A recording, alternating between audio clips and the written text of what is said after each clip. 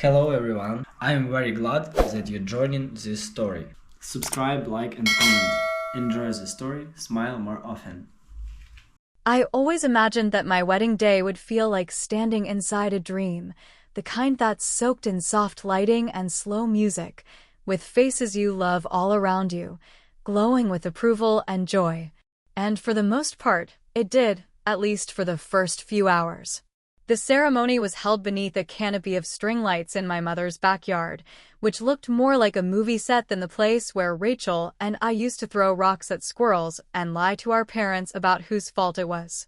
I'd spent months planning every detail, from the custom ivory napkins with our initials embroidered in gold thread, to the seating chart that kept my alcoholic uncle as far from the open bar as humanly possible. And everything was working. Everything looked beautiful. Everyone was smiling. Until the toast. It was during the cake cutting, right after Liam fed me a sliver too big, and I fake laughed through half chewing it. My mouth still full of frosting, Rachel leaned in so close I could smell her wine breath and whispered in my ear, like a snake slithering a secret right into my brain. "He'll cheat before the honeymoon's over." Just like that. No build-up, no expression. Just those 7 words like bullets wrapped in silk. I froze mid-smile, still pretending to be enjoying the moment as the photographer clicked away, catching a shot of me with cake on my lips and betrayal in my eyes. I turned my face toward her, still grinning, and pressed a quick kiss to her cheek. It was the only way I could keep from clawing her throat. The worst part? She said it with a smile. Not even a cruel smile, just casual. Like she was mentioning the weather. Like she was giving me a tip about my dress being wrinkled. She didn't say it with concern or sympathy or rage, just indifference. It wasn't a warning. It was a prediction. A statement of fact. And something about how certain she sounded made my skin crawl more than the words themselves. We didn't fight. Not right then. I don't believe in giving people the scene they're trying to create.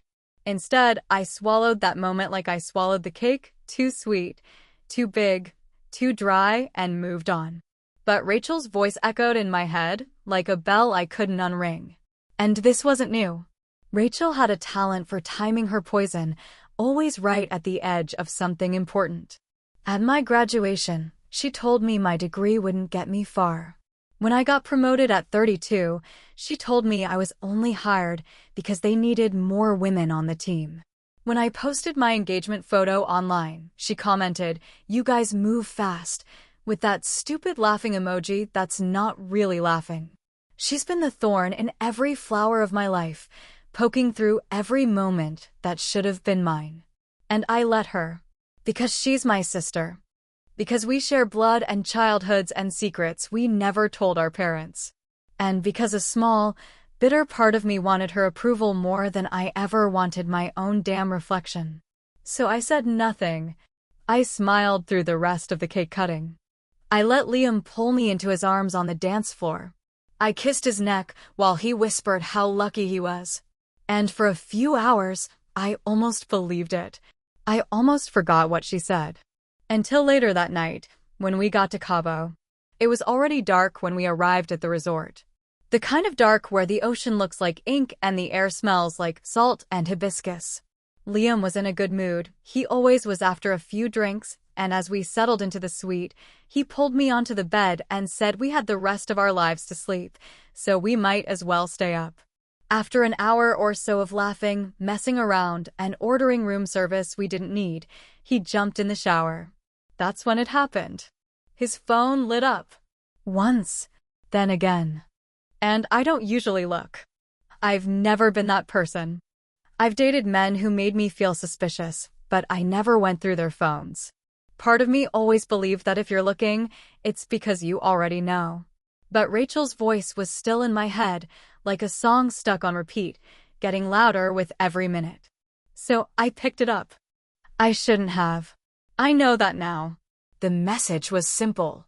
A name I didn't recognize, Jenna. Work, followed by 3 words I couldn't unsee. Still up, babe? My stomach clenched. My hand went cold. I stared at the screen, waiting for it to disappear, for it to make sense, for some rational explanation to fall from the ceiling like the petals that had rained on us at the altar. But there was nothing. Just silence and the sound of the shower running. I didn't open the message. I didn't reply. I took a screenshot and emailed it to myself, labeling the subject line receipts. Then I placed the phone right back where it was and walked into the balcony like I needed fresh air, like I wasn't choking on the fumes of doubt that had just filled the room. He came out a few minutes later, wet hair slicked back, smiling like nothing had changed. And maybe for him, nothing had. Maybe that message was nothing. Maybe I was reading too much into it. Maybe Rachel was just projecting her own failures onto my life. Or maybe she knew something I didn't. Something I'd been too blind or too proud to see. But here's the thing about doubt. Once it's in, it doesn't leave. It grows. It waits. It hunts.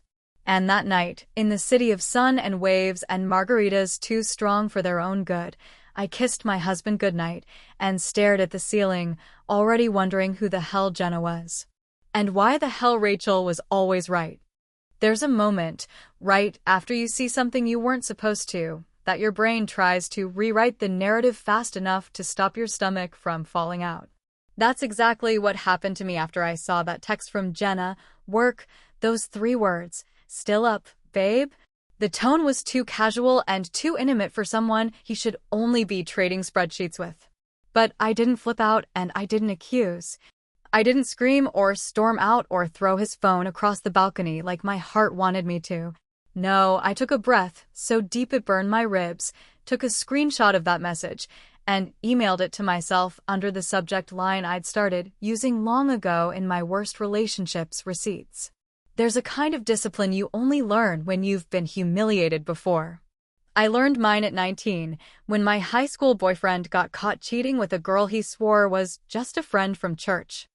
That night, I went home and bleached my hair blonde in the downstairs bathroom while Rachel laughed from the other side of the door, mocking me in that sing-song voice she always used when she knew she'd won something. It was a cruel kind of joy she took in seeing me broken, not because she hated me exactly, but because she couldn't stand not being the one everyone talked about. That pattern, her breaking things, and me cleaning up after them, started long before boyfriends ever entered the picture. I remember in 10th grade, I told her in confidence that I had a crush on Danny Myers, the cute guy in my art class who once held the door open for me and said I had pretty hands. It was nothing, just a stupid teenage flutter of hope. But the next day, she announced it to the entire cafeteria loudly while I was walking past with a tray of soggy pizza and chocolate milk. The laughter that followed felt like it scraped something out of me, like a part of my privacy had been dragged across the floor and left for dead. I should have learned then to stop telling her things. But you don't unlearn, sisters. You just recalibrate your expectations until they fit the shape of reality. So when I saw that message from Jenna, I didn't ask Liam who she was. I asked myself instead, what did I already know about him? And honestly, not enough. He was charming, yes. Polite, dependable, always paying for dinner and remembering birthdays, always showing up just on time, not early, never late. But there were holes, too. Like how he never talked about his college years. Or how he always changed the subject when I asked about his exes. Or how he once told me, the past only ruins things if you dig it up. That should have been a red flag, but I'd mistaken it for emotional maturity. Maybe because I wanted so badly to believe I'd finally gotten something right. The irony is, I had a backup plan the whole time. A plan I stole from my dad, who made me sign a prenup when I got engaged the first time at 28 to a man named Tyler. That engagement didn't last long, 6 months of forced smiles and missed calls before I called it off, but the prenup my father drafted stayed tucked in my desk for years, like a relic of a life I never lived. When Liam and I got serious, I updated it. I said it was a simple formality, just protecting both of us, and he didn't flinch. Didn't even read most of it. He flipped to the last page, signed it with a joke about needing a lawyer of his own, and kissed me on the forehead. But I added one new clause, just one, written in bold, underlined red. Infidelity within the first year of marriage will result in full forfeiture of all marital assets to the betrayed spouse, including, but not limited to, joint properties, financial accounts, and investment portfolios. That clause wasn't written in anger. It was written in anticipation. A quiet warning in case I ever needed to make the math work in my favor. And the best part? Liam never saw it, because I buried it 2 pages behind an agreement about pet ownership. He signed without reading. Most people do. Now here we were, on our so-called honeymoon in Cabo, where we were supposed to be having the time of our lives. Except I couldn't sleep. I kept staring at the ceiling, thinking about Jenna and wondering if Rachel somehow knew all along. She'd said he would cheat before the honeymoon was over, and we were only 9 days in. Which, now that I think about it, is more than halfway through a 2-week honeymoon, which is about 16 days total. Wait, no, that can't be right. Is it? Anyway, the numbers weren't the problem. The problem was, I was starting to see things differently now. I started rewatching every little moment from the past few weeks, trying to figure out what I missed. The way he always kept his phone face down. The way he changed his passwords after the wedding. The way he mentioned a work retreat he had no choice but to go to next month, even though we were supposed to be taking time off together. One little inconsistency doesn't mean much, but stack enough of them and you've built yourself a tower of doubt. And just when I thought I might be losing it, Liam gave me a reason to stop wondering. That night, around 10:30, he said he was going downstairs to grab drinks from the bar. He kissed my forehead, just like he did when he signed that prenup, and told me he'd be back in 15 minutes. I nodded. I watched him leave. I waited. 15 minutes turned into 45. 45 into an hour. 1 hour turned into 2. Then 3. I stopped refreshing my phone. I stopped pacing the room. I sat on the bed with the lights off, just staring at the door like it might explain something to me. At one point I checked the hotel's app, saw the bar closed at midnight. But by then it was nearly 2 in the morning. He came back at 2:17. No apology. No explanation. Just a shrug and a yawn and a quick ran into some people from the lobby. And I smiled. I said no worries. I even kissed him. But inside, I filed it away. Because when someone shows you their patterns, you don't unsee them. You just wait for the next one.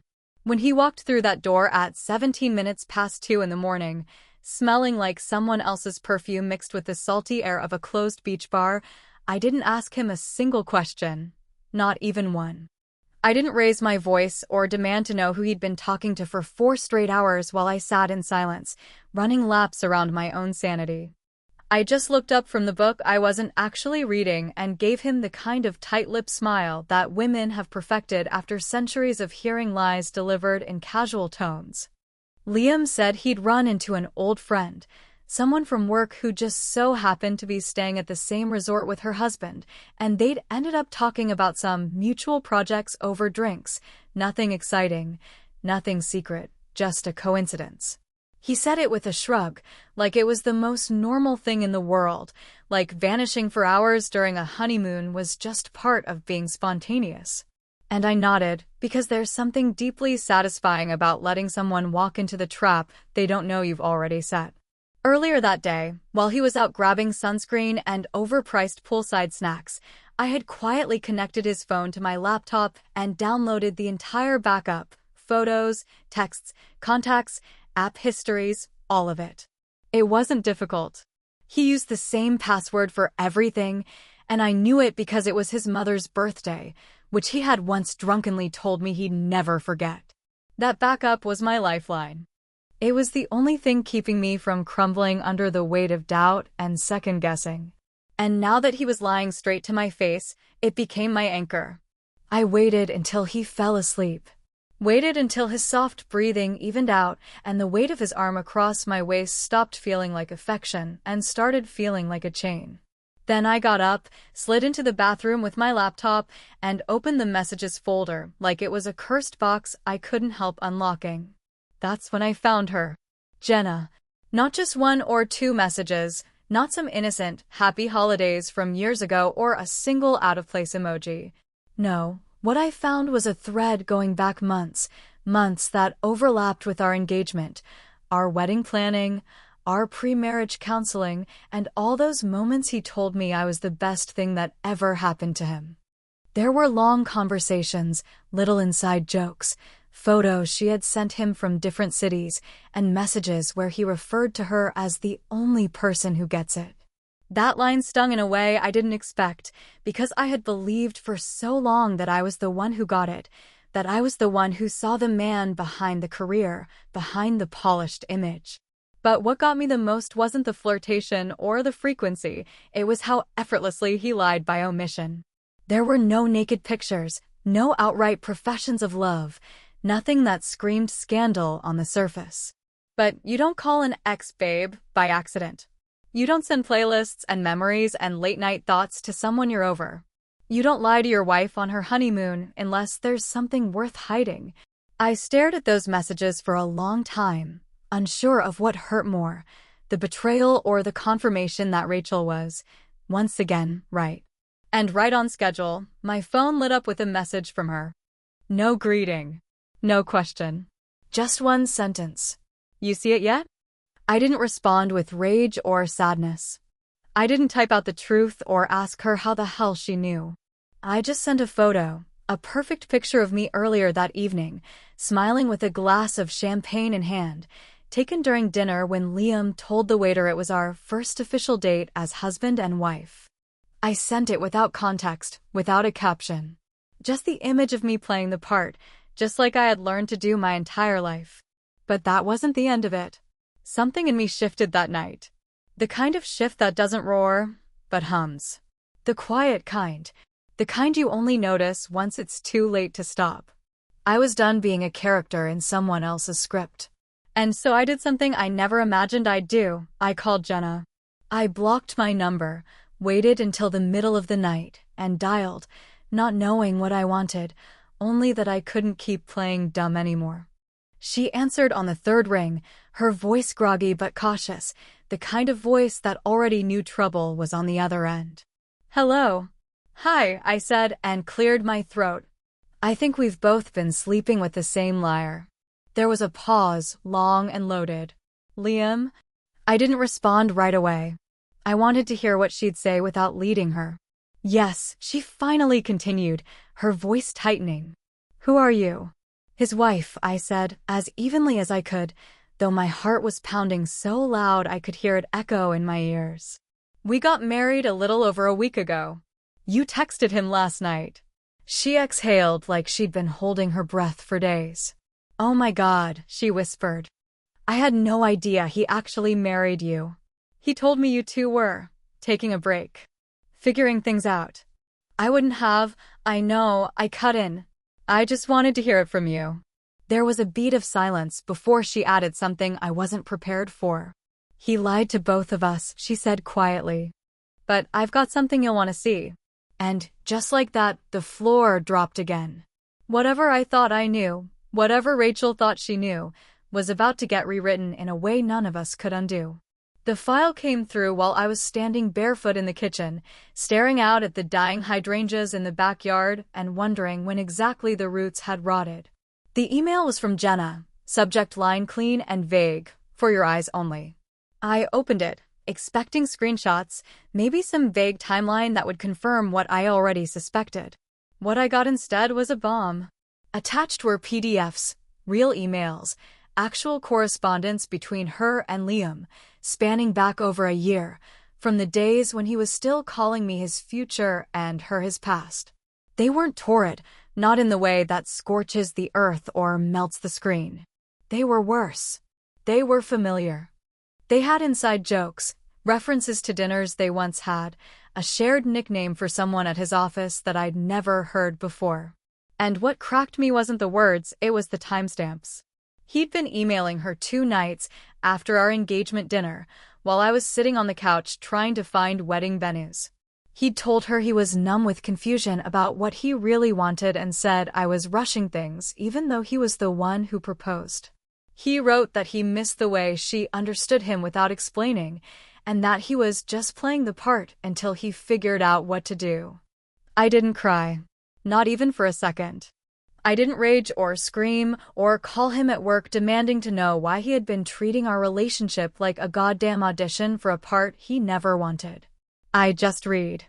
I absorbed it the way concrete absorbs rain, cold, quiet, with no visible cracks until much later. Because crying meant I still gave him something, and I wasn't ready to give Liam a single damn thing he hadn't earned.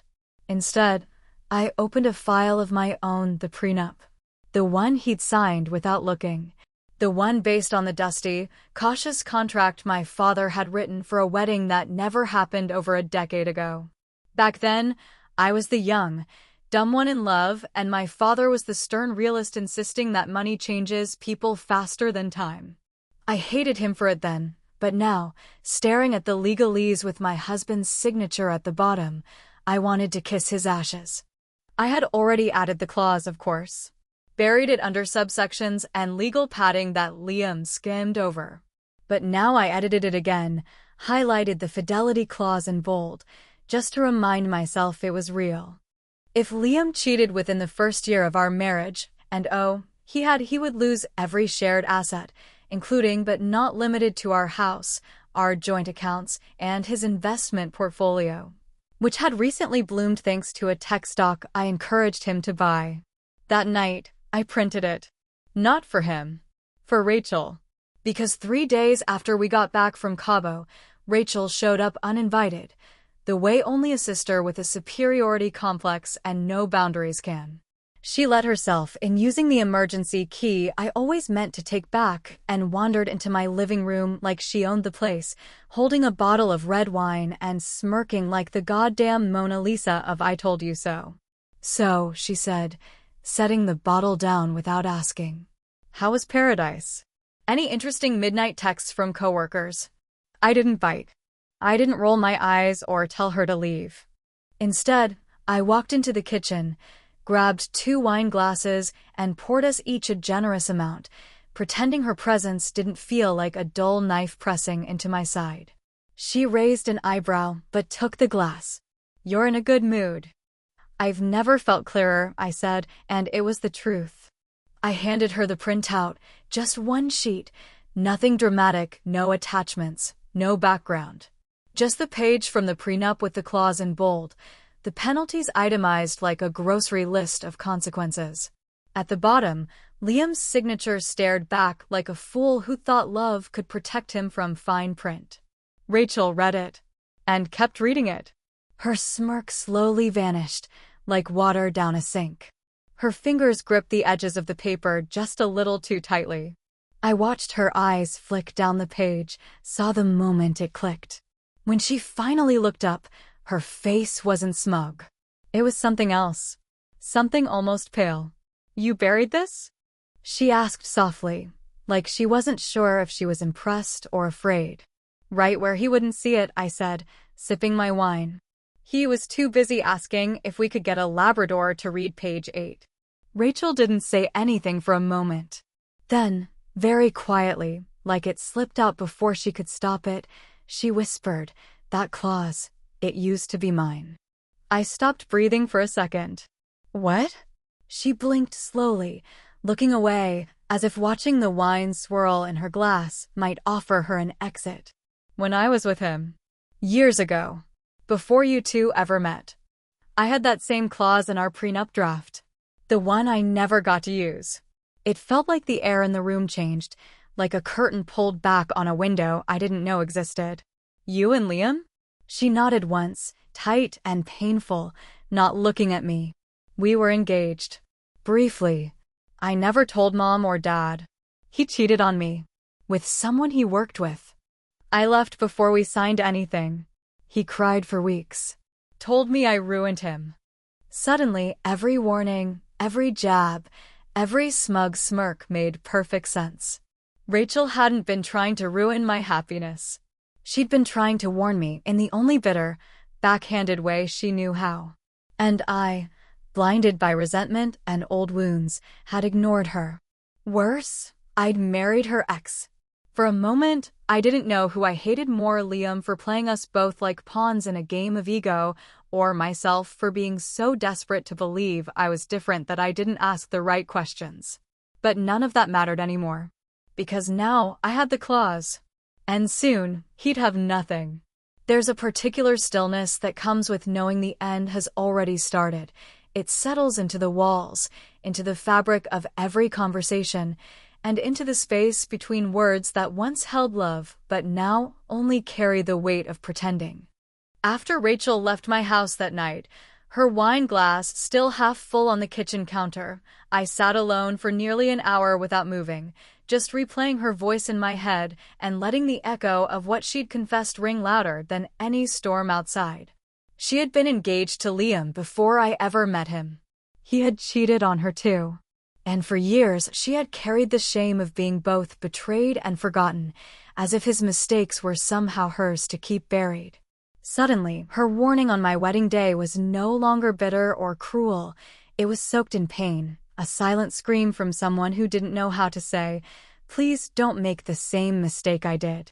And I, self-righteous, proud, and so determined not to need her approval, had heard only jealousy where there had actually been grief. That realization didn't come with peace. It came with fury, but not at her. I felt that cold, precise kind of rage that doesn't flare up like a fire, but slices through everything like a scalpel. I didn't cry, and I didn't scream. I sat at my father's old desk, pulled out the safe key he'd given me before he died, and opened the drawer where I kept all the things that mattered most. Inside were papers, certificates, and a sealed envelope I hadn't touched in years. It was his will, written in his brutally clean handwriting, with a small note tucked inside. "Protect what's yours, Mia. They never see it coming when you smile." I smiled. The next day, I played my part perfectly. Liam came home from the gym, all fresh-faced and smug, dropping kisses on my cheek and asking what I wanted for dinner like he hadn't shattered our vows with every text he sent. I told him I was craving takeout, something greasy and indulgent, and he beamed like a child being rewarded. He didn't notice how I slipped into the guest room later that night to make a few phone calls, or how I spent 3 hours reading through legal documents I'd already memorized. He didn't notice when I called my father's old attorney or when I opened a trust in my name only, moving every cent from our joint account into it under the guise of preparing for tax season. And when I finally told him I wanted to talk, I watched him panic before I ever said a word. He tried every trick in the book: denial, outrage, confusion. He claimed the emails were old, that Jenna was just a friend, that he never touched her, never crossed that line. His eyes watered as he begged me to believe that it wasn't what it looked like, that it was just a lapse in judgment, just emotional, not physical, not real. But I didn't flinch, because he didn't need to sleep with her to betray me. He just had to choose her over truth. And he had, repeatedly. He asked if this meant divorce. I said nothing. I just handed him a folder, one that held a copy of the prenup with his own signature in crisp black ink and the clause I had highlighted in red. His hands trembled as he read it. His mouth opened, then closed, then opened again. I could see him calculating, trying to find a loophole, an exit, a lifeline. But there wasn't one. Not this time. That night, I sent one message. A group text. Rachel, Jenna, Liam. One clause. One signature. One man. 0 chances. I didn't wait for the replies. I didn't need applause or validation. I just turned off my phone, stood up, and walked into the room that had once been my father's office. I hadn't been in there for months. The air still smelled faintly of leather and old books, and the chair still creaked the way it used to when he leaned back, telling me stories about contracts and consequences and how some men only understand pain when it costs them money. I placed the prenup, creased and marked, battle-worn but intact, on the desk like it belonged there. Like it had been waiting for this moment all along. Then I whispered into the silence, "Thanks for the blueprint, Dad." And for the first time in weeks, I felt something close to peace. Not joy, not relief, but a steady, grounded kind of certainty. The kind you feel when you finally put the last piece of a puzzle into place and see the whole picture clearly. I didn't know what Rachel would do next. I didn't know if Jenna would forgive me for not reaching out sooner, or if Liam would go quietly or drag his bruised ego through the courts. I didn't care. Because some betrayals don't end with screams or slammed doors. Some end in silence and ink and a clause so cleanly executed it cuts deeper than any fight ever could. So here's the question I ask you now, the one I haven't stopped circling around since this all began. What would you have done? Would you have forgiven him, chosen grace over vengeance, and tried to patch something built on rot? Or would you have finished what your sister started, quietly and completely, leaving nothing behind but the ruins of his lies and the truth, finally set free? Because not every love story ends in heartbreak. Some end in victory. Quiet, sharp, unapologetic. And some women don't break. They rebuild. Alone. Stronger. Smiling. And they never, ever look back.